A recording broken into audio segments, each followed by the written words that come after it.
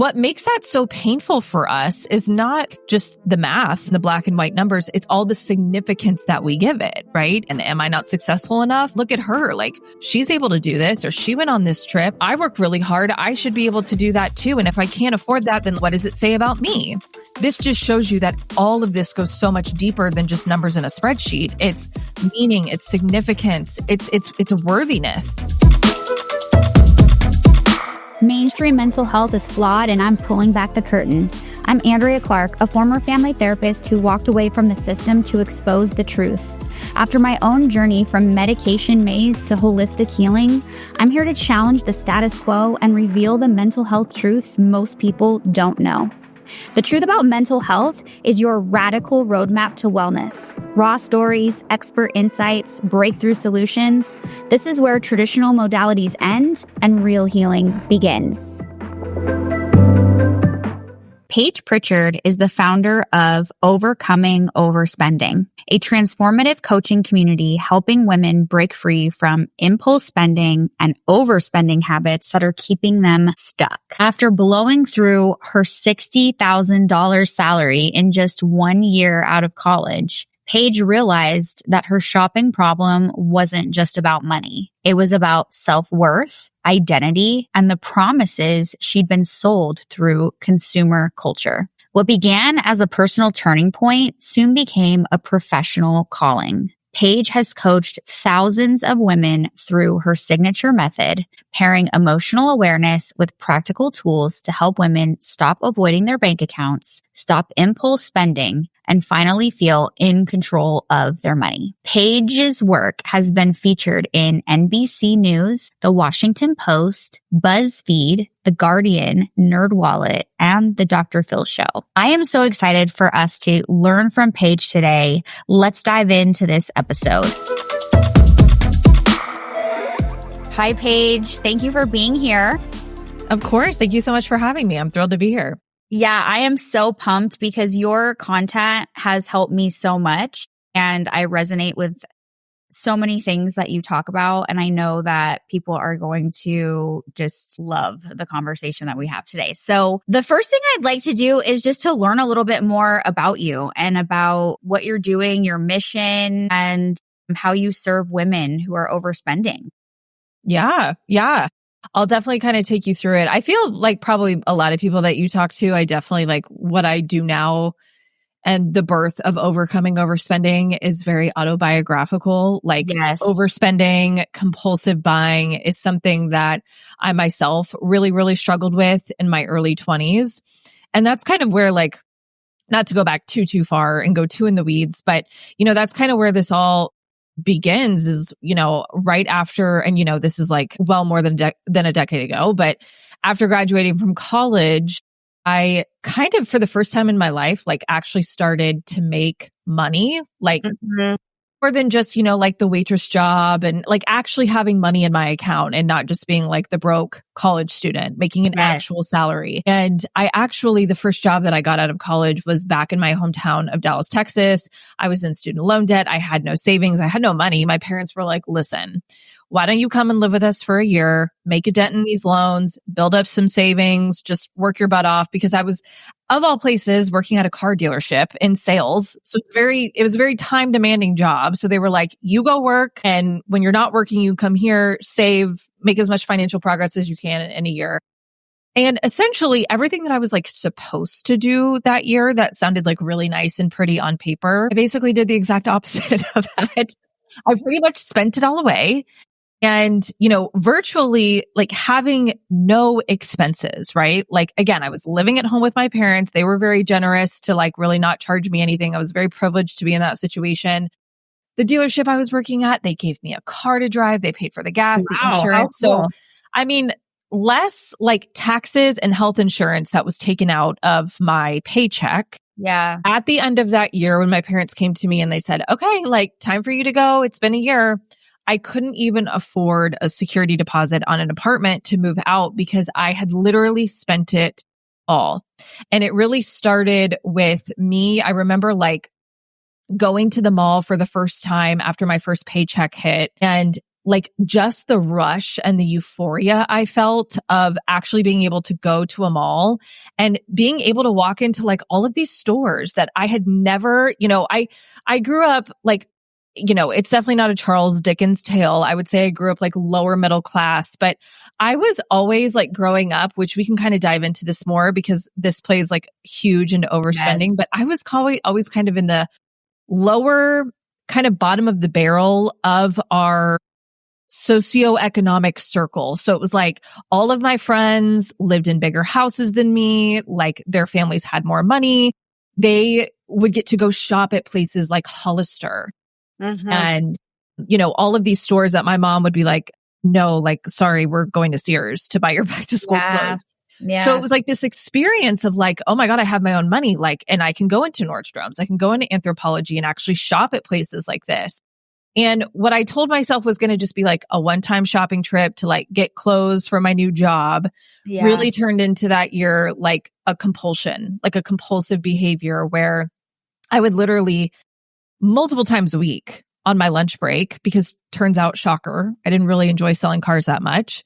So shopping kind of became my escape in my day to day. I would wait till lunch. I would run out of the dealership. I would go up to the mall and I would just casually like multiple times a week drop several $100s, J. Crew, Banana Republic, Nordstrom. And so people are like, oh, you couldn't have spent it all. I'm like, I did. I was going to ask you where it all went. Yeah. I'm like, nope, I pretty much did. And so anyways, that was kind of like my wake up moment where I just kind of had this, come to Jesus moment with myself where I was like, if I keep doing this, I am going to be broke for the rest of my life, right? Like just the shame that I felt in that moment of having to tell my parents, like, I can't, like, I don't have the money to. And they're looking at me like, what do you mean you don't have the money to? So when I started to go out and actually figure out like, okay, how do I do this? How do I solve for this? What I started to realize that my shopping behaviors and like why I was shopping, why I was doing what I was doing had a lot less to do with just like, oh, you just need a budget, or, oh, you just need to, set up this automation and do this and do that.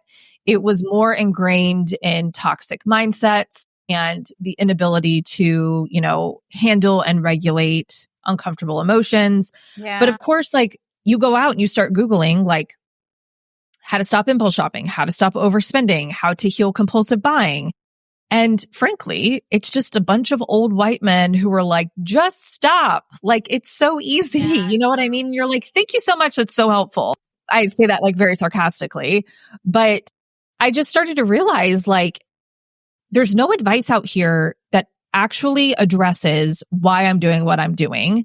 Unsubscribing from emails and unfollowing people and deleting my credit card autofill, like, sure, they're supportive and they're a good place to start, but they're not actually addressing the root of like why I'm doing what I'm doing. And that just kind of set off like a decade-long journey for me of really diving into both the worlds of personal finance and also personal development and blending them all together.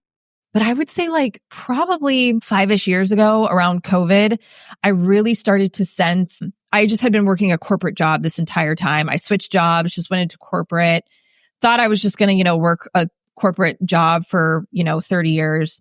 And COVID hits and COVID happens. And I just started talking about money very casually on Instagram. Yeah. My husband and I, like, we got our student loans paid off and we started making like substantial progress with our money. And I just thought, I'll just make a page and just start talking about it and just see if anybody like really cares. I don't know if anyone will. Turns out some people did. They were like, hey, how'd you do that? Can you help me? But the thing that kept kind of coming through the cracks, like in secret and like emails and DMs was like spending. Like, Paige, like I'm in credit card debt, or I'm hiding debt from my partner, or I can't afford, like, I want to start investing, but I can't because I'm spending it all. Yeah. And I just started to notice like this perfect storm that was really brewing about 5 years ago, not only with COVID. I think that COVID was an external factor that tipped a lot of people into like shopping and overspending because we were just all trapped in our homes and couldn't go anywhere. But also too with just the vast advancements in technology, how much the internet has changed our shopping, how much, companies like Amazon and fast fashion, Shein and Temu have changed our shopping. And then also social media is such a huge one. TikTok started to blow up about 5 years ago. And, the impacts that social media has on our spending and consumption is just wild and insane. We can get into that. But I just was like, okay, something is happening here. Like a storm's a brewing. And people are struggling with this and no one is talking about it and no one has solutions that actually work.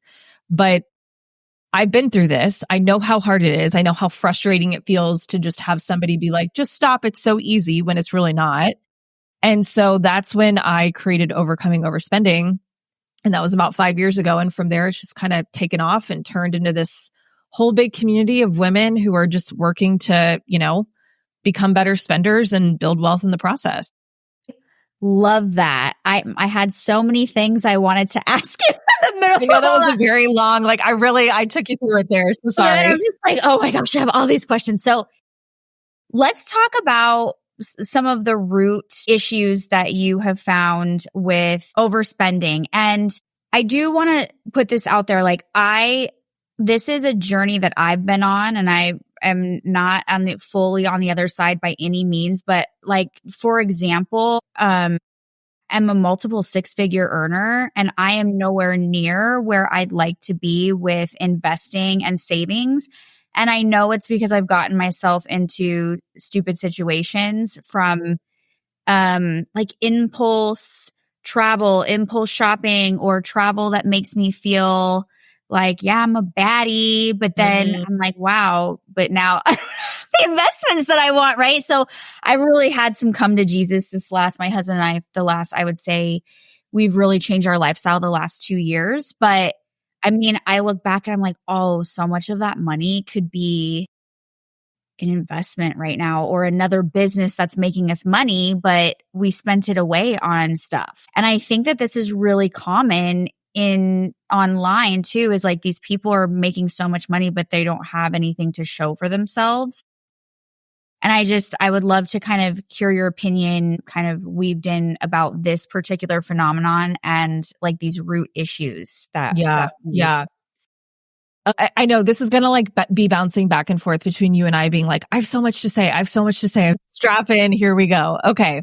So first of all, I just want to validate what you're saying, that this is so common. I mean, I just want to say that a lot of people hear the name of my brand. And I always like to make this distinction from the very start because I believe that spending is abundant. I believe that money is a tool and spending is the act through which you inject value and beauty into your life. But just like anything, we need that balance between spending now in the present and saving for the future. And so many of the women, a lot of people think that I, work with a lot of people who are paycheck to paycheck or on the verge of bankruptcy. But most of the women in my community are just like you. They are smart. They are highly educated. They are ambitious. They are high earning. But money almost kind of feels like a quicksand kind of situation where it's just as fast as it's coming in, it's going right back out. And a lot of this has to do with so much of our past history with money. So when I was kind of telling my story about how I kind of had this recognition of I need to go deeper here and really uncover the root of why I'm doing what I'm doing. The two main things, and I always use the analogy of an iceberg to describe this when I'm talking about money, because if you think about money similar to an iceberg, when most people think about money, how they think about it is they think about only the 10 to 20% that you can see above the water. And those are things like your external environment and your systems around money, which matter. Those are two important pieces of the puzzle. So that's kind of what I said, making sure that your environment supports you, eliminating just unnecessary triggers that just, require more willpower from you, making sure you have solid systems in place that are supportive to you. That all matters. The problem is that's 90% of the personal finance advice out there. And that's where most people stop. Yeah, They because don't go to the deeper part. Yeah, exactly. And so then they're like, systems I put in place for myself because I was like, no, I just want to get it. yeah, exactly. So like that part right there where you said like, I just want to get it, like giving into the impulses, that is the part that goes deeper. So that's like when we're looking at like, the actual mass of the iceberg, the other 80 to 90% underneath the surface of the water. And those two things are mindsets and emotions. Now, there's a lot to say about both of those, and we can really dive deep into both of those. But when we're talking about the root of why you're doing what you're doing, it's always either going to boil down to either a mindset that you have. And when I talk about mindset, I like to break it up into two areas. Your money mindset, which that's a very like hot term that gets thrown around a lot. But the way that I define money mindset is your thoughts and beliefs about money as a construct. So these are a lot of things that you were probably not even like consciously taught. You just picked up on from your environment or your caregivers. So it could be like money is scarce. Money is the root of all evil. Rich people are evil and greedy. We can't have that. We can't afford that. That happens a lot so it's like you form these ideas and beliefs about money as a construct. And then the other side of the coin when it comes to mindset is your self-concept and your identity. So it's not the thoughts that you have about money. It's the thoughts that you have about you, yourself, in relation to managing money. And this is really key in the spending space. I want to say this is like spending becomes so ingrained in our identity. Yeah. Where what happens for a lot of us is we come into adulthood and we bucket ourselves into one of two camps or teams. You're either team saver or your team spender. And a lot of that just has to do with like past evidence that you have. And so what happens for a lot of women is they go through periods like just how I went through, periods of maybe where you're spending a lot, lots of overspending happening. Maybe there's some credit card debt. Maybe there's, like you said, this kind of notion of, oh, I'm not as far along as I think I should be. And what we do to ourselves is we then like slap the spending badge on us and we're like team spending. And that's how you choose to identify moving forward. So instead of seeing spending as a skill and something that you're doing and something that you can actually get better at over time, we're just like, oh, I'm just a spender and that's just how it is and that's how I'll always be. And I hear this so often in heterosexual relationships where it's like the woman's like, I'm the spender and my husband's the responsible one and he's the saver. And it's not like that in every relationship, but that's kind of the more generalized popular dynamic. So when we're talking about root cause, a lot of this has to do with if you have a toxic relationship with money, you'll subconsciously sabotage it away because it can be technically a resource that maybe is a source of pain for you, maybe is a source of discomfort for you. It's maybe a resource that you associate with a lot of pressure and responsibility. So subconsciously, you sabotage that by spending it away. Or you hold the identity of, I'm a shopper, I'm a spender, I'm, irresponsible with money. And I'm sure you know this, like the role that identity plays, like the identities that we hold about ourselves, ultimately we make become true. And then there's the other piece of this is the last thing I want to say, and then I'll hand it back over. But what you said, I think is really key too, is there also is an element to this of growing your capacity just to have money. Yes. And just not being in the mindset of like, just because I have it, that means I should spend it. Yes. This is why you see, especially for those of us who come from backgrounds where money was more scarce, either in like a very impoverished situation or just situations where money was very scarce. When you go from a situation like that to, making lots of money, like, so you see this a lot with lawyers, doctors, you see this with professional athletes, you see this with lottery winners. This is why like 40% of lottery winners end up declaring bankruptcy. It all comes back to this, kind of whiplash of my mindset and my nervous system is set at a certain level with money. Yeah. And that's what it knows. It knows debt. It knows overdrafting. It knows barely having any money in the account, or it can just be like, or it's just set at a certain level. And anytime it goes and expands beyond that, what I kind of call and refer to as your money thermostat, which is essentially just kind of like your nervous system working in the background, will always bring it back down. So there's just a lot of inner work that has to be done in this space, which is why I'm like, you can unsubscribe, you can unfollow. Like, the people get really mad when I say this because they're like, saying those things don't help. And I'm not saying they're not helpful, but you have to go deeper ultimately to change the root of this behavior. Yeah, 1000%. Like, I think it's people really struggle with the capacity piece. Like, I really think that's a big thing, and not understanding that, like, I think a lot of people just believe the solution is to make more money and that's how they'll build wealth. And that used to be my mindset for a really long time, because I can make money. Like, that's not an issue for me. Yeah. But it's either, keeping it or nurturing it or whatever you want to call it, right? Like, nurturing it, having the capacity to hold it. Mm-hmm. Yeah. And I often feel, I've worked through this, but I often feel like if I have to tell myself no about spending, that it's like I'm depriving myself after I've worked my freaking butt off to make it. Yes. It's very interesting. Yeah.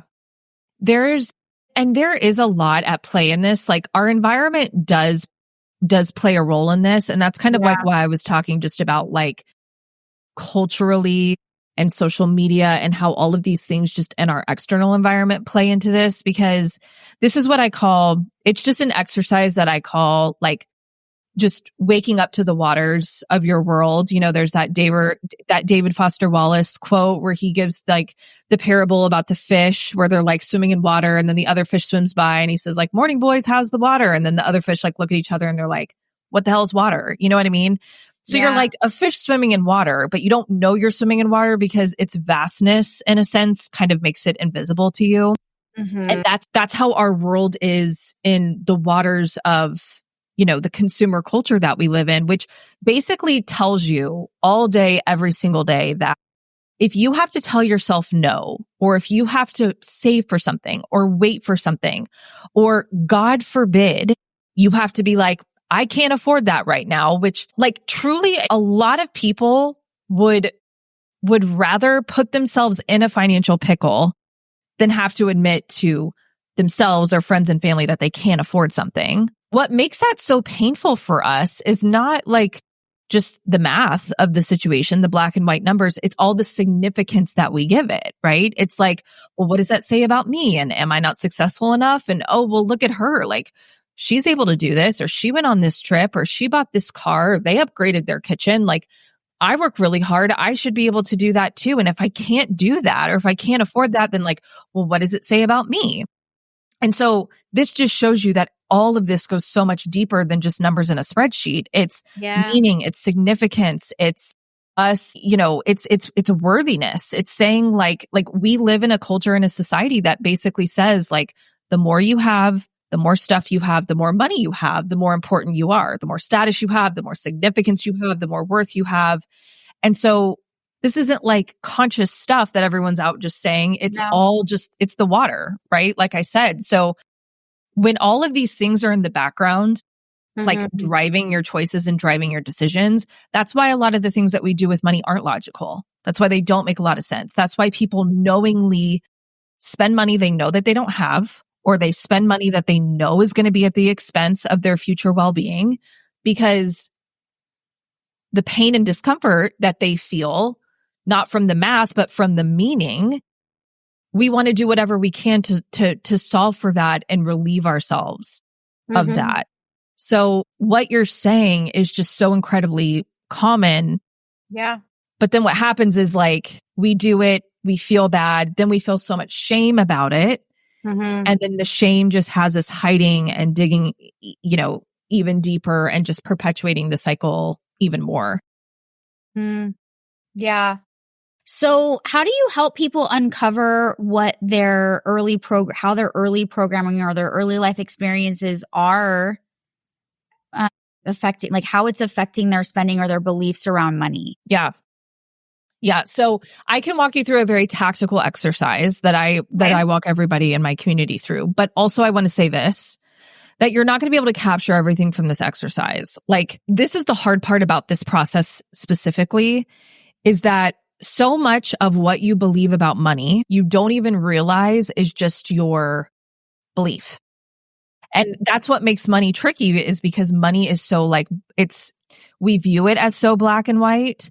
And so you might have what is actually a thought or belief or an opinion about money. And in fact, that's just your opinion. Mm-hmm. So an example I like to give a lot is the term expensive. Like when people go, I'm just giving you this as an example, and then I'll walk you through the exercise. But I think this just shows you, like, this just drives home my point of how this is all very like gray and actually not black and white. So when people say all the time, oh my God, that's so expensive. Oh my God, that's so expensive, right? You've probably said this. If you're a business owner, you've probably had people say this to you about your services and offerings, right? People, oh, it's so expensive. When we say that, we think that we are like just stating a fact of the world. Right. We're like, this is expensive, right? Yeah. And it can even just be so eye-opening to realize it's expensive to you. Yes. And a lot of people don't like hearing that because it is kind of harsh. But again, it's like, just because you say that something is expensive doesn't mean it is. Like, you are not the, final say of what is expensive and what is not. There's a lot of things that go into what makes something expensive. And so something that's expensive for me might not be expensive for you. And and a lot of times, like, yes, part of it's kind of about the money, but some of it too is just like, well, what do you value? What's important to you? How much money do you make? Where's your money thermostat currently set at? Right? Yeah. So that's just like a good example of even things that we say so cavalierly sometimes about money that we think, oh, this is for sure a fact. Like, a lot of times it's actually not a fact. Mm-hmm. So that's step one in this process outside of this exercise, is anytime that you catch yourself having a thought about money, you hear yourself saying anything about money, speaking about money, pay attention to what it is that you're saying, because I guarantee you that 90% of it is actually your thoughts and beliefs about money. Yeah. Even if it feels like, oh no, this is true. One exercise that you can do that I find helpful is sit down, take out three pieces of paper. I would set out at least 30 minutes for this. And I think it's helpful to evaluate past, present, and future. So on each piece of paper, right? Past, present, future. Mm-hmm. The past is going to be the one that you're probably able to come up with the most with. But on the paper that says past, I want you to write money was ... And then just literally just let your brain dump about thoughts that are coming up for you about the past. Think about, how was money talked about when you were a child? What did your education teach you about money? What did your religion teach you about money? How did your caregivers approach money? What were things that they thought were appropriate to spend your money on and not appropriate to spend your money on? Like, there's a lot that you can dredge up here, but really the point of this one is to think about money in terms of your past, and then just evaluate what's on the paper, and note that looking at your paper and seeing what's on your paper from the past. On the present piece of paper, write money is, and think of, money is ... and think about how money feels in your present day. Mm-hmm. And anything that comes up for you there, write all of that on that piece of paper. And then on the third one, future, write money will be ... And think about money in terms of your future. How much are you going to have? How much do you want to have? What are some things that you want to do with it? What are some things you want to spend it on? What do you think is appropriate to do with it and not appropriate to do with it? And basically at the end of this exercise, that'll be a good starting point for you to at least start looking and evaluating, like, what are my money beliefs? Another good one too is just to start, like, if you're kind of having a hard time with this, is just to start with how money makes you feel. Sometimes it's hard for us to identify like what our actual thoughts or mindsets are, because we don't even consciously notice them, because they're just so, like, we've thought them for so long, so automatically, that it's hard to even pick up on them. So even starting with, well, how does money make me feel? It makes me feel, let's just say your answer is, it makes me feel stressed. It makes me feel overwhelmed. It makes me feel inadequate. It makes me feel behind. Then peeling back one more layer and then saying, okay, why? Why? Like, why does money make you feel overwhelmed? Why does it make you feel inadequate? Why does it make you feel anxious? And see what comes up from there, because even that will probably mostly be just a lot of thoughts and beliefs rather than actual circumstantial facts about your situation. This is so fascinating to me. Do you think there's a difference between how money makes people feel and how spending makes people feel, or do you think it's one and the same? I think they can be different. I see this a lot where someone will actually have a very, let's call it just unhealthy or very like avoidant or toxic relationship with money. Mm-hmm. But then the spending feels very like fun and carefree in a sense where they're just like, and I'm going to do whatever I want with it. And I'm just going to go use this to like have fun and like YOLO and live my life. Right.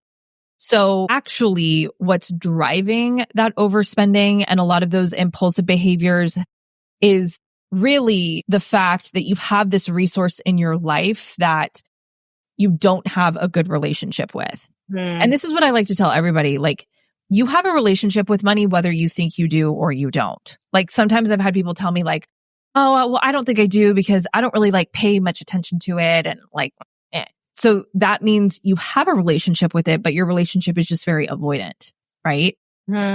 It's just kind of like, I'm in a relationship with you, but I'm just not really going to pay attention to you. So they can align. Like sometimes I see that where money scarcity, this isn't really my world, and I don't really have a lot of these people in my world, but toxic relationships with money, scarcity with money can come to the surface and bubble to the surface for different people in different ways.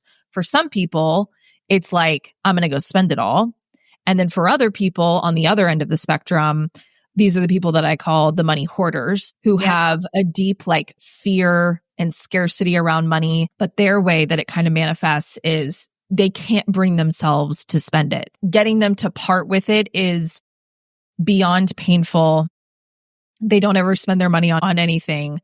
The problem though is that in the personal finance world, we deem those people as like, oh, well, they're financially responsible because they're not spending, even though their emotional experience around money is the exact same as the impulse shopper and the overspender. It just manifests different ways. Mm-hmm. Yeah, I had, my grandparents were very much like that. I mean, my grandpa, they went through the Depression, but yeah, a lot of people of that generation are.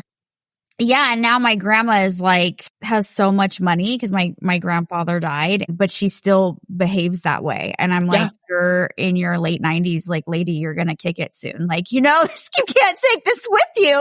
No, my mother-in-law is like that. My in-laws are very, very wealthy.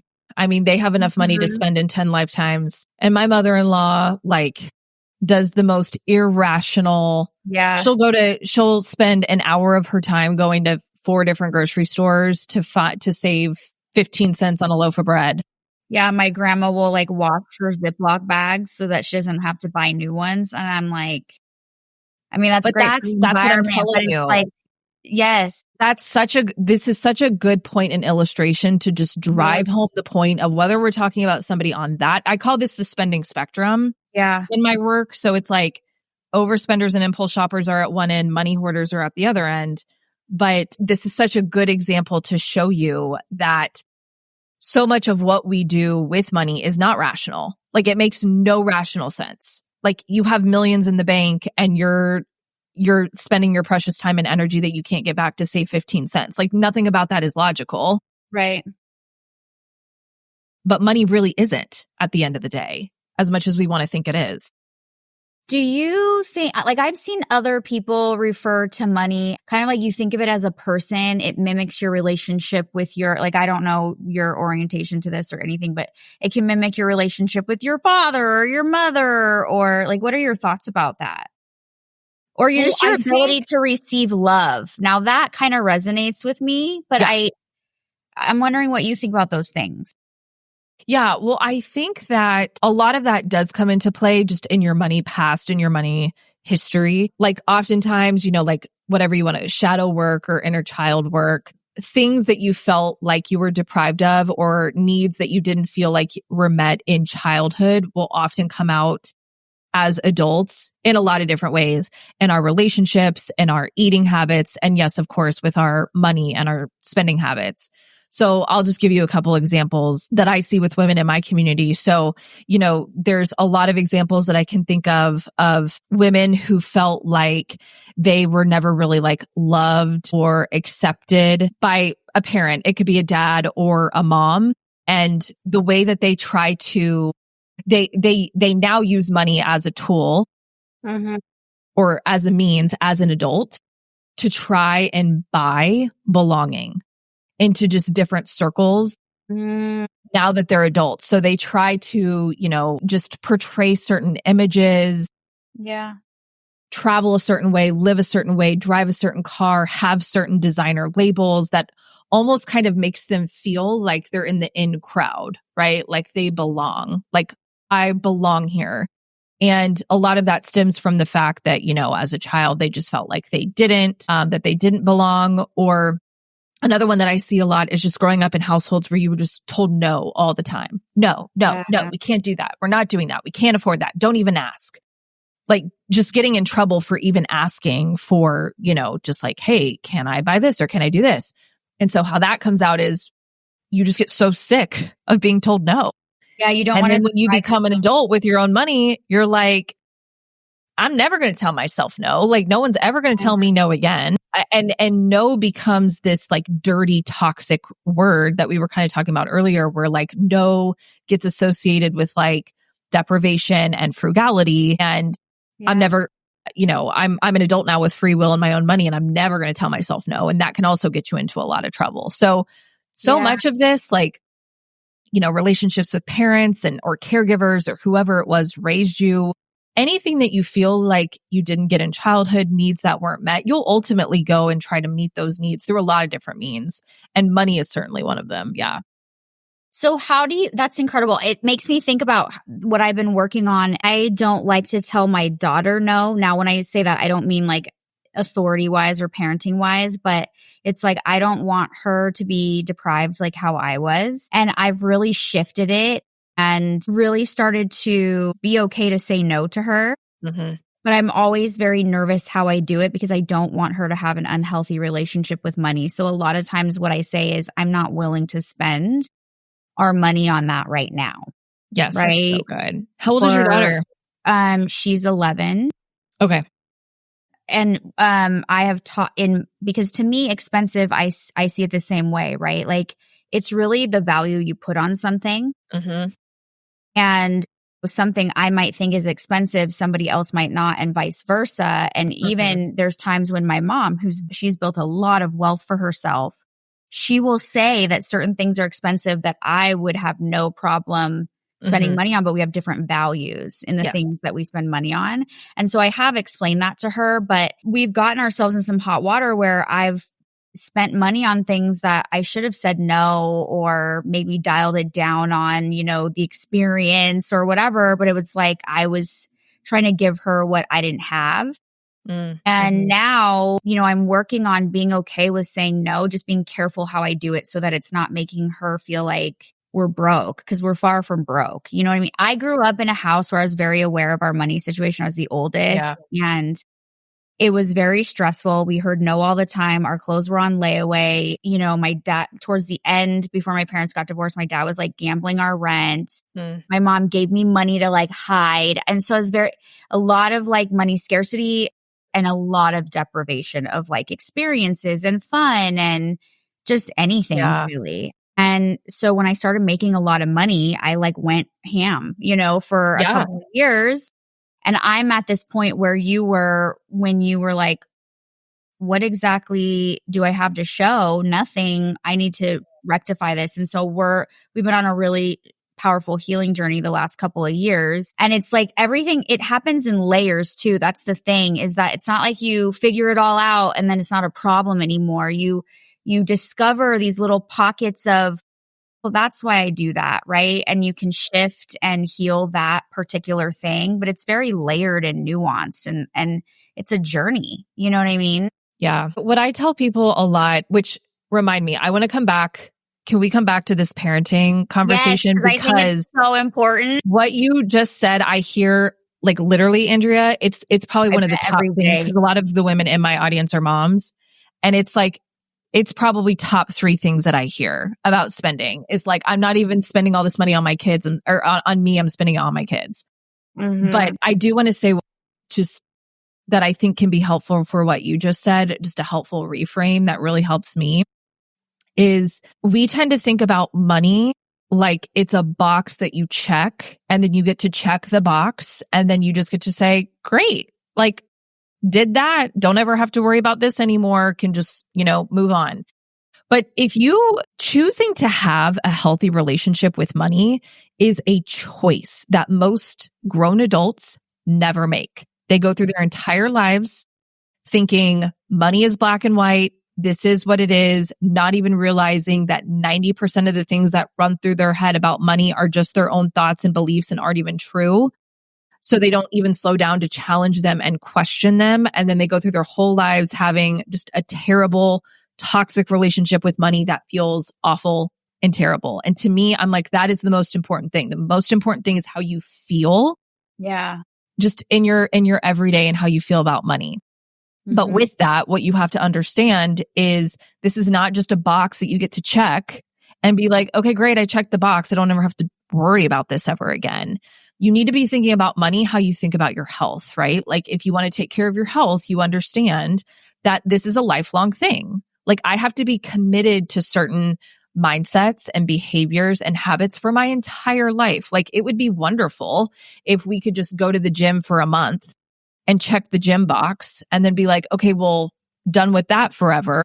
But what we know is like with health, it's like if you don't use it, you lose it, right? Like you can build up a bunch of muscle, but then if you stop going and lifting the heavy weights and pushing yourself, like it's going to atrophy and you're going to lose that muscle. Yeah. And so with health, we understand like this is a consistent commitment that I have to make for my entire life. This is not a box I just get to check and then never worry about again.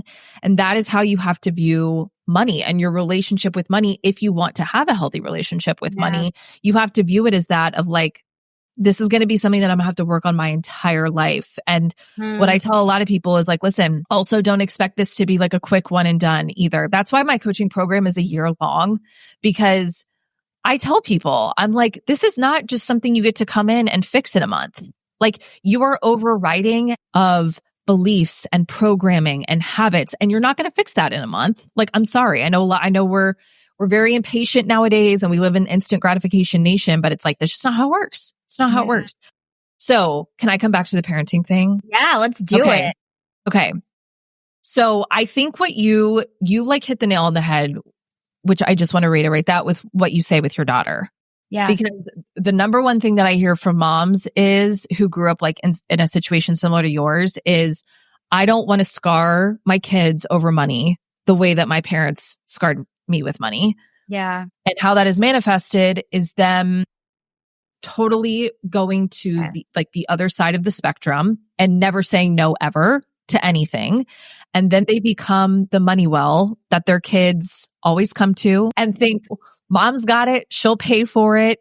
Doesn't matter what it is. Like, and I'm not saying this is you. I'm just giving examples of what I've seen. Yeah. Just, trips to Sephora and, vacations at age appropriate ages, vacations with friends and, luxury skincare and, Lulu this and designer that for, their 12-year-olds. Yeah. And they're like, Paige, I don't even spend much money on myself, but like my teenager is bankrupting me, right? Because I can't tell them no. And think about the belief system they're instilling. Yeah. So this is interesting that you're saying this, because when I used to practice as a marriage and family therapist, I did a lot of family therapy and parenting. And this is common with any kind of trauma. Like you either fall into you repeat the pattern or you do the polar opposite, but it's so extreme that it still does a lot of damage. It's just from the other end. And so I used to talk to parents about you need to come to the middle. Right? You can pull from here and you can pull from your experience here. It probably wasn't all bad. There was probably some positive things about maybe how authoritative or whatever it is. And you need to come to the middle. Right? And we used to do work on that. And I definitely will say that some of that wouldn't apply to me, but it's this own internal dialogue that I've had to really work through of, I don't ever want her to be scared about our finances. I don't ever want her to know if we have debt. I don't ever want her to know that, like, I don't ever want her to be worried that she's not going to eat or something, right? Mhm. Which is kind of crazy because that's never been the case in Yeah. her life, but it's my own stuff. And I've had to really become aware of times when I overdid things that she didn't even give a shit about, quite frankly. Like, she wouldn't have cared if we wouldn't have done the extra 3 days of vacation. I was more trying to fulfill something for myself. Yes. And we're really coming to that place where I'm more grounded, and she is at the age where she's asking for things. Whereas I would say when she was smaller, she really didn't ask for a lot of things. And my response is, that's not something I'm willing to spend money on, but if you want to spend your money, you're welcome to do so. So she's allowed to do like gig work for me. She does have a small allowance she collects every week. If she really wants something, I'll come up with a list of projects that she can do to like get that thing. But she has to give an energy exchange for things that I'm not willing to just go out and buy her. Yeah.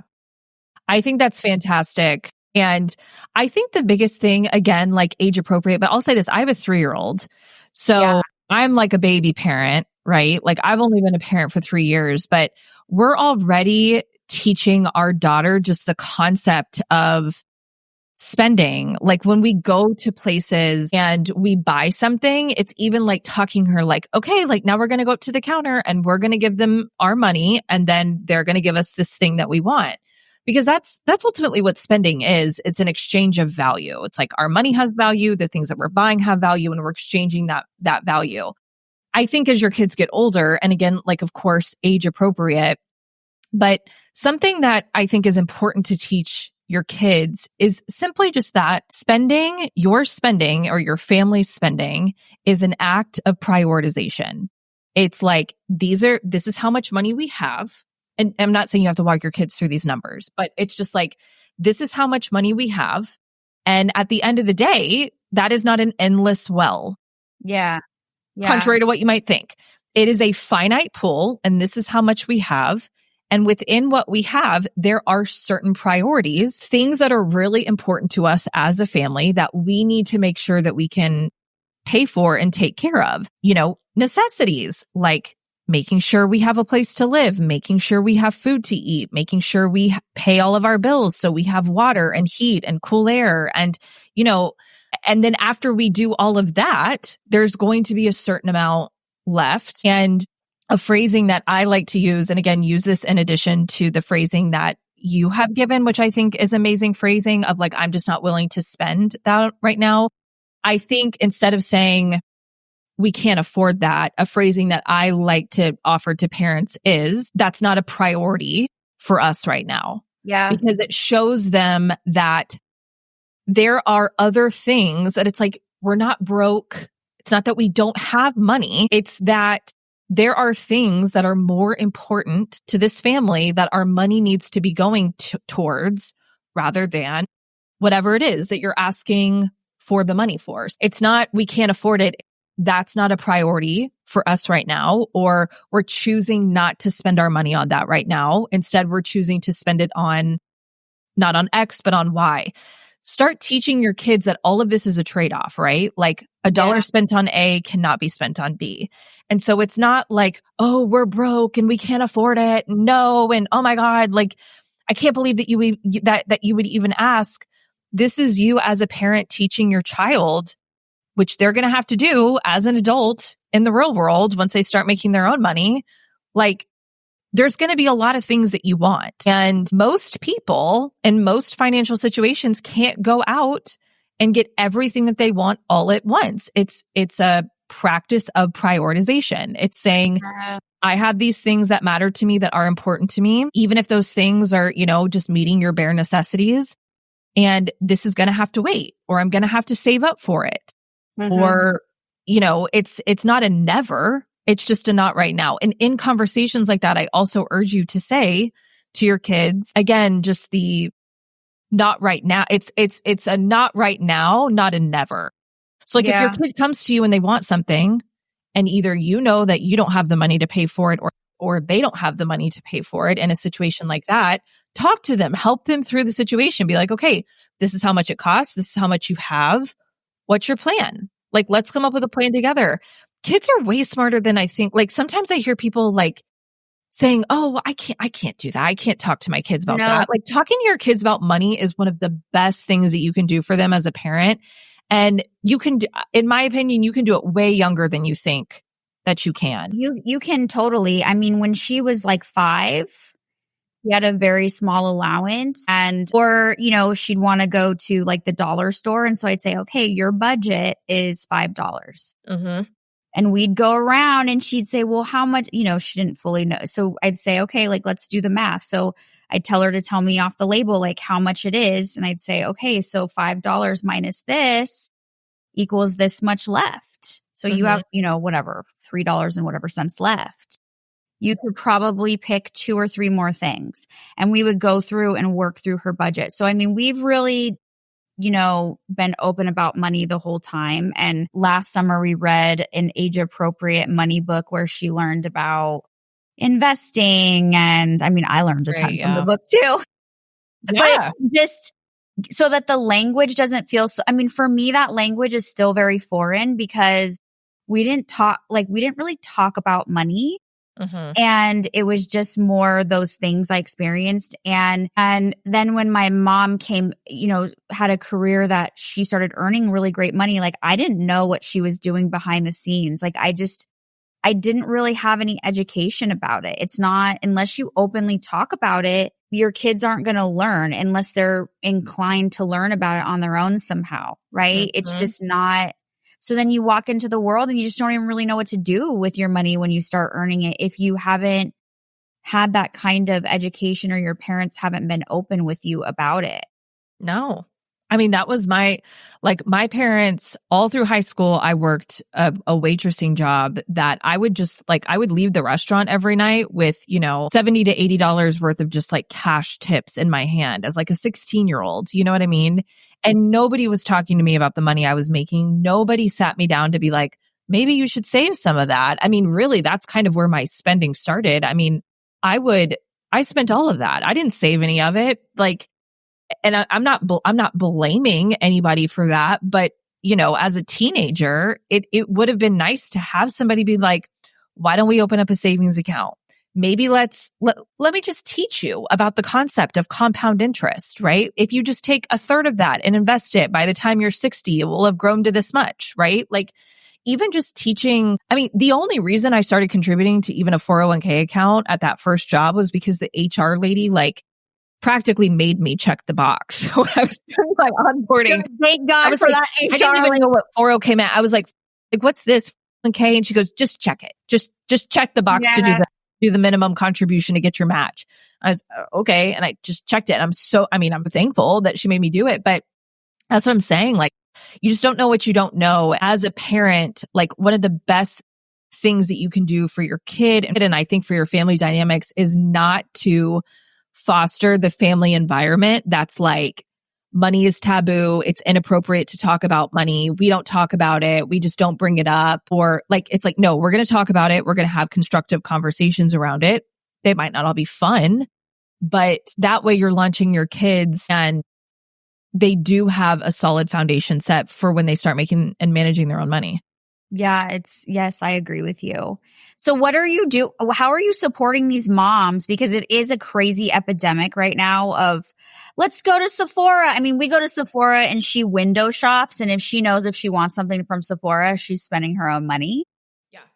But well, I'll say this. I'm not, I want to make this clear. I'm not a parenting expert. Okay. And like I said, I'm a baby parent myself, but I think what I've seen be most effective in the woman that I'm coaching, and I think this is probably how I'm going to handle it with my daughter, is I think getting your kids to start managing their own money as soon as possible is the best course of action. And as a parent, you get to decide how they're coming to that money, whether you're paying them an allowance for doing work or not doing work, or they're helping you with, you know, whatever.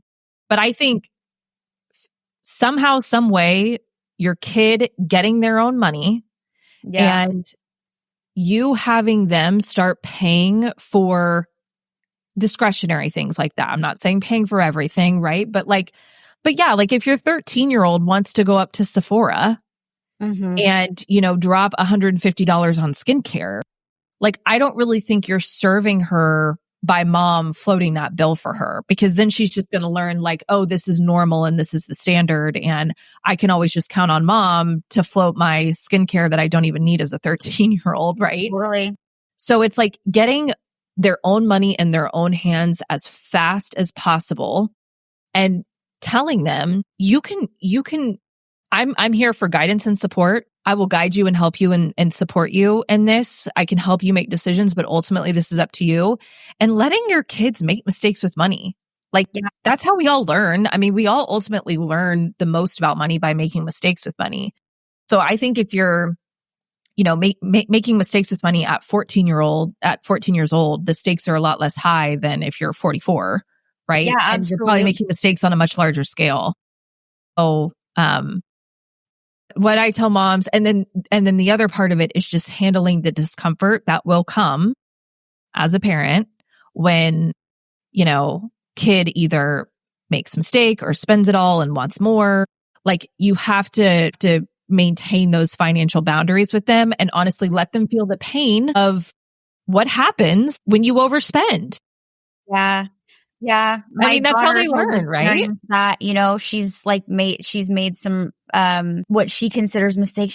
She'll after, I actually don't even think it was worth that, and, which is so good for her to realize. Yes. And so, we have a conversation. I'm like, okay, well, what can you do differently next time? Is there can you ask yourself some questions before you put it in the cart, or, can you how do you want to handle that? And she's pretty reflective. So she'll come up with some thoughts or whatever. So it has been good. And because she has an allowance and she does some gig work for me, she understands that what working hard for your money looks like too, that it's not, you still have to do an energy or a value exchange to get the money.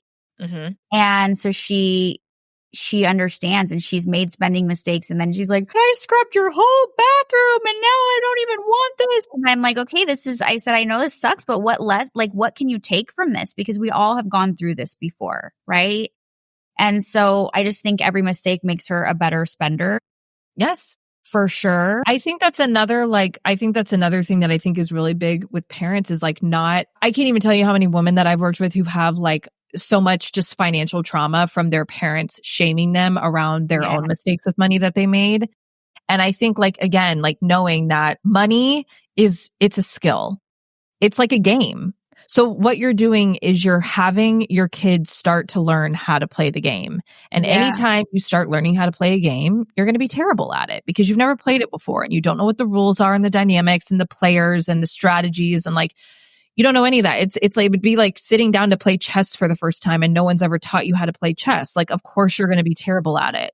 But I think none of us really think about money in that way. We don't think about it like a game or a skill. Again, we think about it oh, well, you should just know this. I always say, we think about money like breathing or blinking. No one had to taught you how to breathe or blink. You just came into the world breathing and blinking. Money's not that way. There's a lot that you have to learn. And how you learn is by screwing up and making mistakes. I guarantee you, anyone listening to this, the most valuable lessons you've ever learned about money probably came from the biggest mistakes you've ever made with money. So as a parent, one of the best things that you can do for your kids is to give them an environment where they feel safe making mistakes, and then B, not making them feel bad and shameful for making those mistakes. And I think exactly what you do with your daughter, prompting them of well, what did we learn here? Right? Helping them extract the lesson from the failure, because if they don't, what's going to happen is they're just going to feel shame around it. Yeah. And then exactly this pattern that we talked about at the beginning, your kid's just going to go into team well, I just must not be good at this and I must just not be good with money. And then they're going to go through their entire adult life thinking that, avoiding it, having a terrible relationship with money. So make them feel safe to make mistakes. When they do make mistakes, don't shame them for it. and help them pull the lessons out of it so that they can do better the next time that they go to play the game. Yeah, I love that. Bond Charge brings you cutting-edge wellness tools like red light therapy, EMF shields, cold therapy, and light therapy glasses, all designed to support your body's natural healing process. Red light therapy is clinically shown to boost mitochondrial function and reduce inflammation. EMF shields help to protect against the effects of everyday radiation exposure from our devices. Blue light blocking glasses are shown to improve sleep and reduce eye strain. I am obsessed with so many of their products. My home is stacked with EMF protectors. I use their red light tools weekly, and I love their light sensitivity glasses. I'm seeing a huge reduction in my migraines. Bond Charge is HSA and FSA eligible, so investing in your health has never been easier. Visit bondcharge.com and use code MHM for 15% off. You can also check the show notes for links and codes. Okay, I'm going to ask one last question. So what's your stance on like budgeting and spending when you're getting out of debt? Because, you know, there's these coaches that are very deprivation driven, right? And I find that when I deprive myself so much, especially because I work so hard, and that it really can send me into a spot where I will actually end up messing it up really badly. Yes. So I'm curious what your, like how you mentor people to get out of debt and manage their budget and their spending. What's your stance? Yeah. Well, I'll just say this. So I don't, in my world, I don't use the B word budget, because so many people have such a visceral I negative like that, because budget association to it. Yes. So what I call it in my world, and you can adopt this if you want, is I call it a money map, because that's truly how I view this. I just view it like you're at a certain place right now and there's somewhere that you want to go. And just how if you were on a road trip, you would have a map that gives you directions. That's all we're doing when we're creating a budget or, a money map. It's just this is where you are, this is where you're trying to go, and this is what's going to get you there. I think whether you're in debt or not, you should have a money map. I just think it's helpful to have. Again, when I'm talking about systems, that's a big part of the system. But even specifically with debt, it becomes even more important. That goes and illustrates the point that we were talking about earlier about how a lot of what are thoughts and beliefs that you have about money are just your thoughts and beliefs.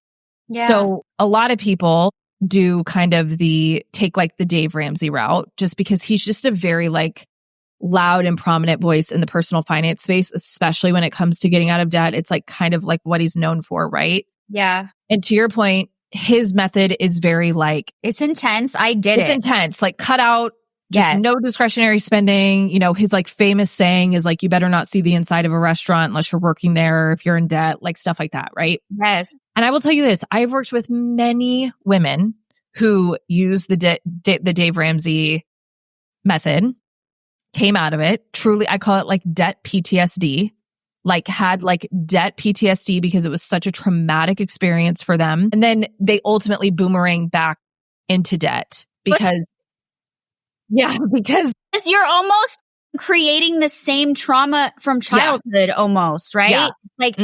Deprivation, no, all the You're time. You're depriving yourself for so long, and then you come out of it and it's kind of like the rubber band effect where it's crazy. You snap to the total other side where you're I've been living this way for, however long. For a lot of people, it's years. And I'm ready to have some fun and I'm ready to live my life. And here we go. And then 2 years later, you're back in $20,000 worth of credit card debt. It doesn't meet in the middle, where you're learning the skill of discernment and temperament. Totally.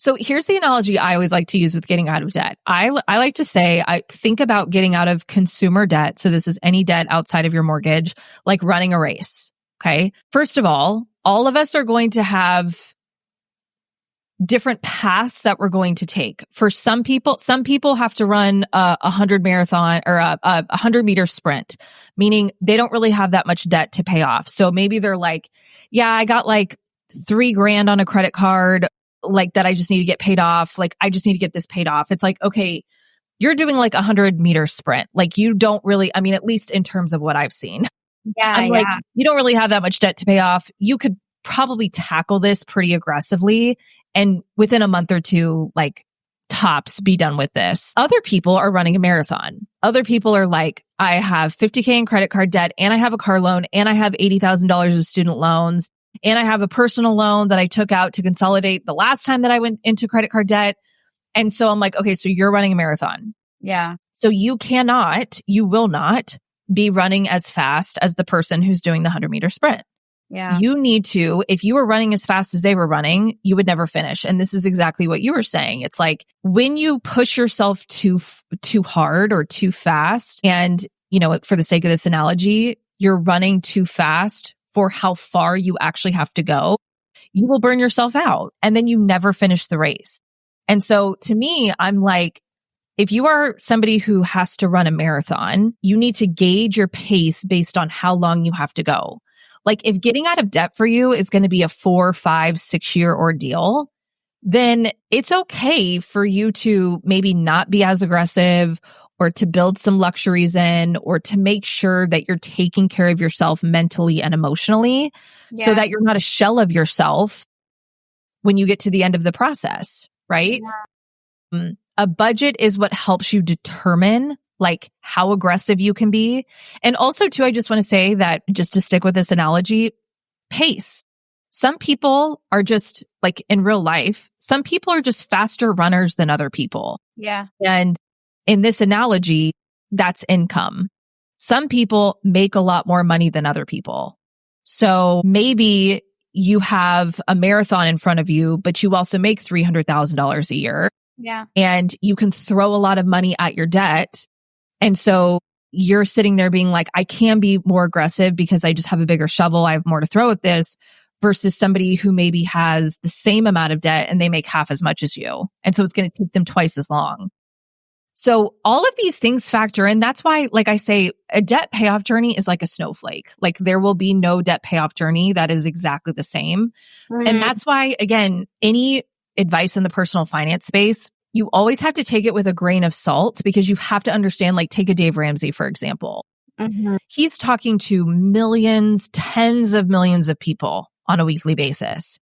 And so he has to come up with a marketable system that he can give to everyone in his community, but there's no possible way that that system is going to work perfectly for every single person. Yeah. That's why you have to have the discernment to look at a system, whether it's his or someone else's, and always know that you have permission to be like, what do I like about this? What do I not like about this? What would work really well for me in my lifestyle? What would not work for me?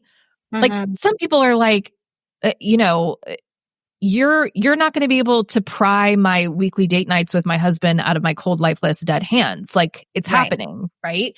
And I know, and my big thing is just know the trade-offs when you're getting out of debt. Right. So an example that I can give, it's top of mind. I was coaching somebody the other day and she's like, my family takes this trip every year and the trip is $5,000.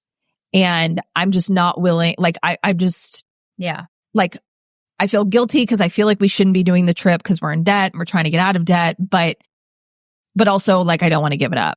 Yeah, and so it was like, okay, well, what's the trade-off? Like, if you do this trip for the next 3 or 4 years, how long is that going to extend your debt payoff date in terms of time and extra interest paid? And there's so many, like Undebt It is a good one. It's free. Like literally just go to Google and Google Undebt It. Mm-hmm. But there's so many amazing softwares now that where you can just go type in your debt, play around with numbers and scenarios, and it'll tell you like, it'll tell you how long it's going to take you to get out of debt. And so it's like, okay, so if we do the trip every year for the next 3 years, and that's $15,000 that we could be putting towards debt, what does that look like? How much longer does it take us to get out of debt? How much more interest are we paying? And we plopped it in and it was like, okay, it's going to add 4 months to your debt payoff journey and an extra $1,000 in interest. And she was like, okay, like it's worth it to her. Yeah, I'm cool. I'm totally cool with that. And then like, once you just know the trade-offs, then you can make an empowered choice. Yeah, that's really of saying, am I willing to make this trade-off? Yes or no. If I am, great. And if I'm not, that's okay too. But at least you're making that choice instead of just somebody being like, this is bad and you should never do it. And you're wrong if you take this trip or if you do this thing while you're getting out of debt. It's all a trade-off. You're trading time and you're trading interest. So the question that you need to be asking is, am I willing to make that time and trade-off? And your money map is what helps you answer that. Amazing. Okay. What is your handle so people can flock to your Instagram? It's pretty simple. It's overcoming_overspending on Instagram, TikTok, Facebook. You'll be able to find me. I also have a podcast too. So I'm guessing if you're here, you're probably a podcast person. My podcast historically has been called the Money Love Podcast. It's now called the Overcoming Overspending Podcast. So just anywhere you listen to podcasts, you'll be able to find that too. Amazing. Thank you for being here. This has been insane. I could ask you 50 more questions, but I know you have a life, and I feel like we've really put a dent in some things, and I'm just really grateful for your time and your wisdom and just great. All that you're doing in the world. It's incredible. Thank you so much. Thank you for having me. Absolutely. All right, guys, we'll see you in the next episode. I am eternally grateful you tuned into The Truth About Mental Health. If this message matters to you, please spread the word by subscribing, leaving a 5-star review, and sharing with someone who needs this knowledge. Let's keep reclaiming our mental health together.